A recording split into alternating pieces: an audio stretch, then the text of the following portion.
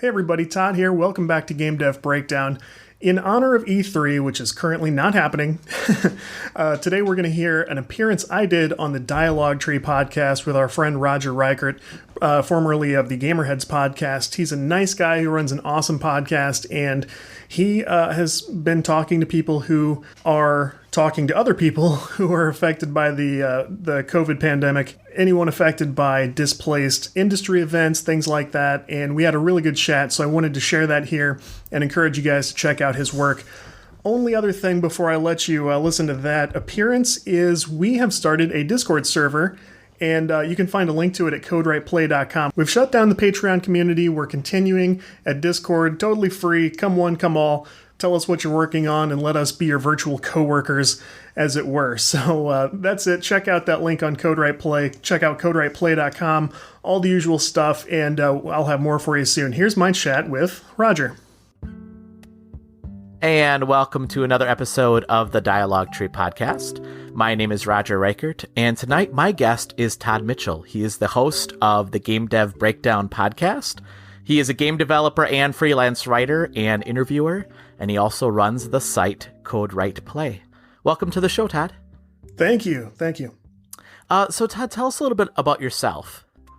Sure. So as we discussed, I'm from the St. Louis area.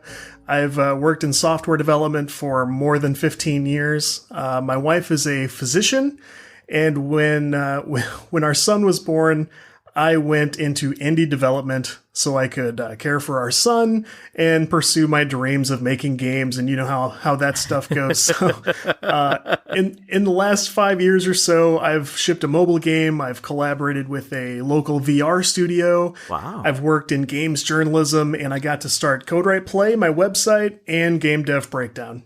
Wow. That's impressive. I know a lot of people that say, I'm going to go into the, indie game, and then a year later, they're like, I'm back. Yeah. So that's pretty impressive that, you're like, I'm going to do this, and, you're doing it. So that's awesome. There's a lot of pressure to make it work once you make that official announcement. So I managed to put out something, and I'm very happy with that. Yeah, nice.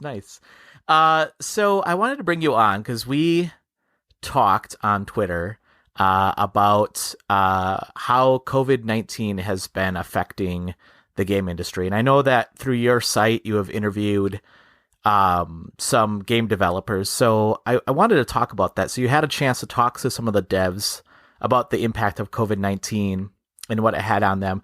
What have you been hearing, and what's the general consensus?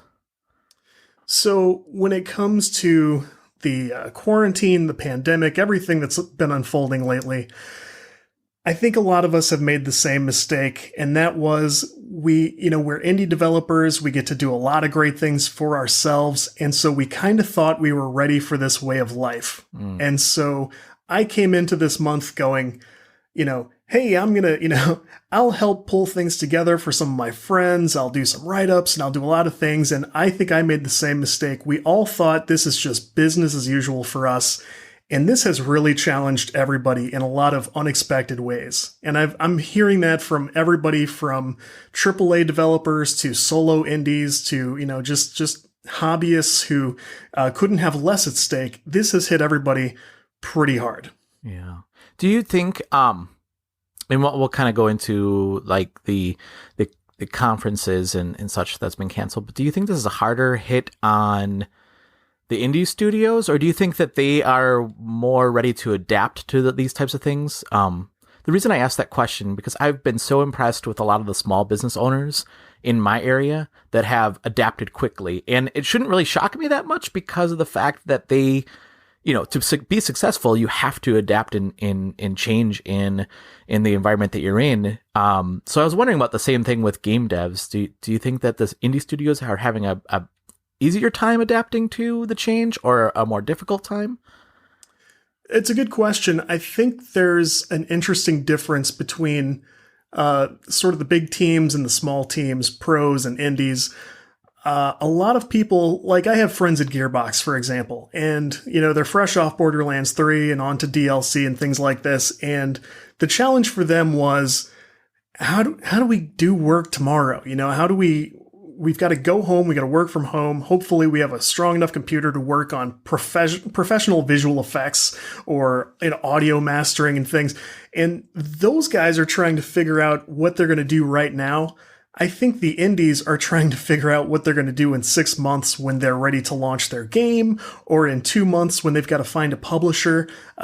Those folks, I think, are uniquely prepared to adapt to this, but there are questions that are going to come later, and I think that's starting to worry a lot of those people. Yeah. So kind of talking about the conferences then too. I know that GDC has been canceled. Well, I guess it got postponed, right? And were they going to do a virtual conference instead? Last they said they were talking about trying a very, very short in-person event in August, and I think that's way too optimistic, to tell you the truth. Yeah, I think so too. E3 has been canceled. Yes. So I guess what impact does this have on independent studios and smaller studios? So the big thing is a lot of smaller studios were counting on, for a lot of us, this started at GDC. We expected people to be able to travel from wherever they are, whether it be, my area. I've gone from St. Louis before, but there are I talked to somebody recently who was going from Lithuania to go to GDC, and they were absolutely counting on finding people to talk to about publishing and other things that are well known for in San Francisco and in Southern California. And suddenly these people aren't able to interact with these folks nearly as easily. So GDC was a big one, and now E3 as well. I think both of those places were very, very easy places to talk to, all sorts of services and custom service providers that people needed, and now they might not be able to get access to.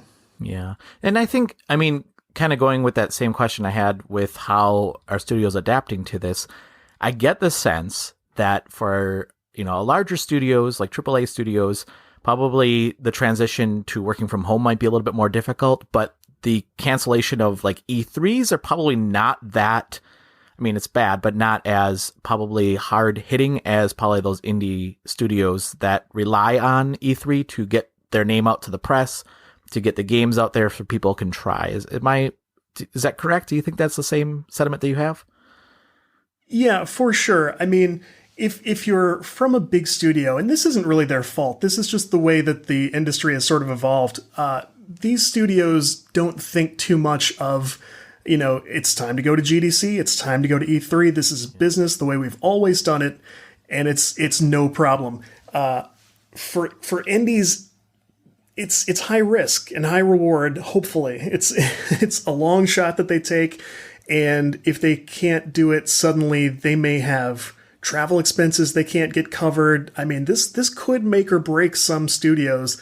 Certainly the AAA studios don't like it either, but these small guys are really getting beaten up over it. Yeah. I read I read actually one of your interviews on your site about Brutal Grounds.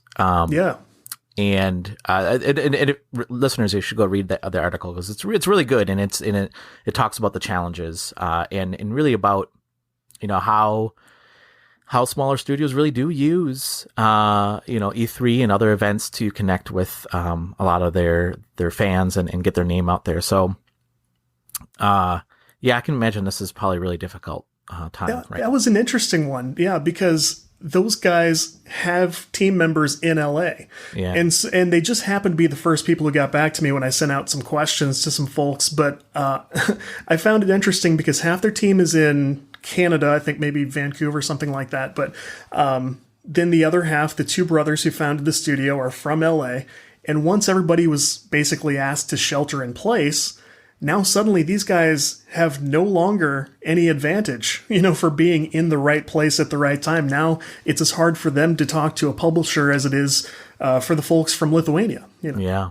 With E3 being canceled, do you think this will be the end of E3, or will the event evolve into something else?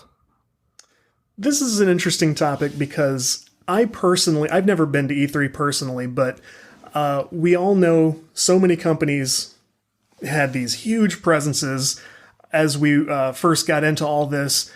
In years past, this was a giant event for companies like Sony, Microsoft, and little by little, even before this started, people sort of started backing away from E3. And so when this started, I came into this thinking, this is probably it for E3. Yeah. Now, as I started talking to people, I've heard from several people who absolutely don't feel that way. And some of these people are involved in more physical business. I know this meant a lot to the founders of Limited Run Games, who I haven't personally talked to, but they're very vocal on Twitter about this. Like, I can't believe they're doing this to us. We have to have E3. I couldn't believe what a big deal this still is to some people. So people are still pretty hesitant to let go of events like this. So I'm not sure this is totally going to do it yet. Huh. Interesting. Because I heard the opposite too. I mean, I heard this is the end. It's the end of E3. You know, like a lot. I thought that too. Yeah. And it's I don't know. I mean, and I think I've never been to E3 myself, and that's actually a goal of mine. I mean, I would like to actually have it come back because I do want to, go there sometime and check it out. But I don't know. I mean, it's interesting. It'd be interesting to see if it evolves into something different. I don't know. Maybe. Do you get the sense that maybe they'll use this as a reset as well? I mean, possibly changing direction? I think if they're wise, I think there will be a version of that. When I did go to GDC one time, 2 years ago now, I realized while I was there as an interviewer, and this would go for press and streamers and anybody who makes content like we do, I thought, if I scheduled this right, and if I had the right cooperation on the floor, I could have done my part of this from home, remotely, or, if I worked in an office place with the rest of a team or something, I could have done this there. Yeah. I think we're maybe going to start seeing a version of that. I think we're going to see a scaled down presence at events, and I think we are going to see more remote participation in the future. That might be a little far-fetched, but I think if they don't, we might continue to have issues like this until so many people have dropped out. It's no longer doable. I'm really not sure, but I think it's going to change somehow. Yeah, and it's interesting too because I mean we knew that like PlayStation wasn't going to be there, or Sony wasn't going to be there. So once you start having some of the bigger names kind of dropping out of E3 too, it'd be interesting to see how they're going to evolve into something, like you said, something different. Maybe it will be more of a virtual meetup. I still think that indie studios probably would like to see something like E3 happen just because of the fact that it allows people to see their product. And we've been, I've actually seen a lot of games that I didn't even hear of before through E3. So, I would hate to see that go away completely, but we'll see, I guess. I do think there is room for these events to sort of skew a little more toward indies and allow them to do some of the same business that bigger studios had done in the past. So if Microsoft and Sony decide they no longer need E3 or need GDC as badly as they used to, it would be interesting to see at least some mid-sized studios get to step up in their place and rub elbows with publishers and, have those long lines of players looking to play their games. I know it's not going to make it might not make the same kind of money that it used to for the organizers, but I think it would still be worthwhile. Yeah. So maybe we see a little bit longer life head that direction for these events. I'm not sure. Yeah. I guess time will tell. yeah. We're going to find out. Yeah. We are going to find out. So, I mean, there's been a lot of, kind of sad stories. Is there any positive stories that have come out results of this and how business models may have changed due to the pandemic?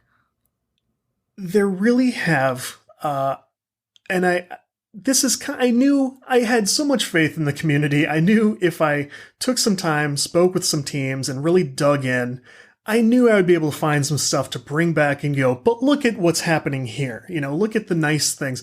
So I've been very happy to find that teams I've talked to, like the Brutal Grounds team that's in LA/Canada, or I talked to the team from Lithuania recently, another one from Ohio, somewhere here in the US, these guys are finding that almost everywhere, if you're involved in game development, other people around you are probably doing it as well. Maybe you don't have a nearby university that teaches it. Maybe you can't major in it in your area, but there's probably a group of people who have fun with this stuff like you do, and they have goals and dreams and would like to release a game for the Xbox one day.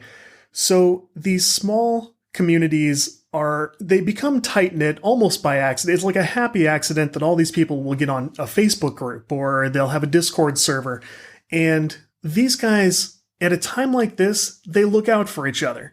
The same people you talk to casually at maybe a Unity meetup or an Unreal Engine user group once a month, these same people, when something like this happens, I think they run to those groups and go, hey, how's everybody doing? How are you guys coping with this? And they not only share, technical information, here's how I organize my work items on a task board or, little tips, but they're also checking in and going, are you staying encouraged? Are you upbeat? Are you positive about this? Because I think we're all going to be okay. Let's talk, and that's been beautiful. And the other thing is a lot of industry people, publishers and folks who do professional roles, maybe say a graphics artist or something, will reach out to indies and people on the outside and go, hey, if you didn't get to come to GDC or if you didn't get to come to E3, those are two sentences I've heard 100 times each on Twitter. If you didn't get to do this, here's what I can offer you. And I've done that as well. Come on the podcast. Let me write about your project on Coder I Play, whatever platform I have. And that's what everybody's saying. Whatever platform I have, whatever resources I can share, let me share them with you. And I've never seen anything like that. I mean, people want to be helpful and they want to reach out, but I've never seen people step up like they're stepping up right now. And it's really been great. Yeah, that's exciting. That's encouraging. And I mean, I think as a community, it's great to see. I mean, it's probably people that are outside the community probably see game development and stuff that's very kind of cutthroat, I would say. Sometimes, yeah. But I think that when you're in it, though, I think that, I got the same sense from the people that I've been talking to, right? There's good community, good people talking with each other and trying to, connect with each other probably more now than they have before. And that's just, like you said, it's really encouraging to see that. I've got a couple quick examples of this that I think you'd love. When I did go to GDC a couple years ago, that was part of a partnership with a guy I met at Microsoft named Bharat Bhatt, who would bring in podcasters and content creators to their various events. And when I first met that guy, he was just this... I didn't know what to think because I'm going to meet someone from Microsoft. And I, as a teenager, I looked them up and thought, like, wouldn't it be great to work for them one day? And these guys make the Xbox and it's so exciting. Yeah. So I actually meet somebody from the company for the first time. He's this very nice guy. I see him hug a bunch of people that he hasn't seen since last year, We walk by the Nintendo booth. And for a minute, I sort of bristle. I'm like, this might be uncomfortable because we have the same meeting spaces nearby. So he stops at this booth with these Nintendo guys. He has me take pictures of them together. He exchanges cards with them. He makes up dates for lunch that they're going to go talk about what they do. People in the industry love each other. We do see the cold-bloodedness, and it's real, and it's unfortunate, but there's also this stuff I wish people could see more of, because the other studio I've made friends at is Obsidian, and these guys are a fantastic example of this. If you watch their Twitter account, they will congratulate people on their other games that come out. They were all excited about Doom, they're all excited about this and that, and it's so much fun to see people who just love games and love the people who play them and make them. These guys are having the time of their lives, and if you're able to keep that alive, then there's no reason that we can't all have fun together like this, and that's what I love seeing right now. Yeah. It gives hope to this times right now, certainly, and it really does. Yeah. Well, Todd, what's next for you? What are you working on right now? Can you share that? I can tell you everything I know about what I'm doing. really, this has been such a unique time that it's caused me to kind of take inventory, like, what am I really working on and what would be best to work on right now? So I'm actually looking at maybe doing some writing in maybe book form. I've always wanted to be able to put a book out. And I realized I've spent years now collecting some of the most incredible wisdom from people other than myself, people much smarter than me. And it's become a resource that I think could be compiled into some form that people would appreciate. So I'm looking at maybe working on a book. We're always doing more podcast stuff, and the Patreon group has been very supportive and very forgiving as I've sort of fumbled around to sort of determine what's next. But the idea is content and reaching out to folks who are creating things, and we're all just trying to help each other along. So I'm always looking at new ways to do that. That's awesome. And how can people follow you? So you can look at CodeWritePlay.com. That's the number one place to find anything I'm working on. CodeWritePlay is on Twitter. So we tweet out new articles, new podcasts, new anything like that. You can find the Patreon from there. I am at Mechatodzilla on Twitter. That's 1D and 2 L's. So if you want to find more silly stuff about me and watch me try to hit golf balls into a laundry basket like I was doing today and things like that, anything I'm doing to stay sane, those are the places to reach me. Nice. Well, thank you so much for coming on the show, Todd, and let's keep in touch. And down the line, we'll have you back on the show. We can talk more about hopefully when things get better, and we can have you back on the show and talk about other projects and other things you're working on. Absolutely, and let's get you on Game Dev Breakdown too. That would be great. Cool. All right. Well, thank you, listeners, and we'll talk to you next time. See ya. The Dialog Tree is hosted by Buzzsprout, the easiest podcasting software for hosting, promoting, and tracking your podcast. The Dialog Tree is also part of the Little Fella Media Podcast Network. The music for the podcast is from Blue Dot Sessions. Song is called Calm and Collected. You can follow us at GamerheadsPC on Twitter or go to gamerheadspodcast.com for more information.